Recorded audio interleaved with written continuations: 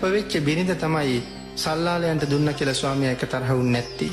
වැඩකාරකමට දුන්න කියලා, කොටියන්ට දුන්න කියලා, පිසාචයන්ට දුන්න කියලා අමනාප වුනේ නැත්තේ.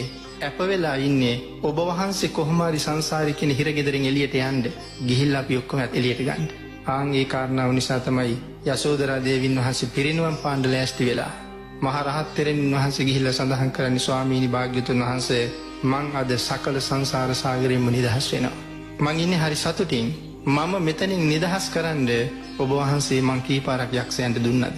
ඔබ වහන්සේ මං කී පාරක් සල්ලාලයන්ට දුන්නද? ඔබ වහන්සේ මං කී පාරක් මිනි කන මිනිස්සුන්ට, කොටියන්ට, යක්ෂයන්ට දුන්නද? නමුත් ඒ එකම ආත්මයකවත් අපි තරහ වුණේ නැහැ ඔබ වහන්සේත් එක්ක. ආන් ඒ තරහ නොවීමේ ප්‍රතිඵලය තමයි අද මමත් සංසාරේ කියන හිරගෙදරින් එළියට යනවා. ඔබ වහන්සේ කොහොමත් හිරගෙදරින් එළියේ ඉන්නේ. ඒ හින්දා මේ හිර කුඩුවේ ඉන්න අය ටික ටික ඔබ වහන්සේ නිදහස් කරනවා.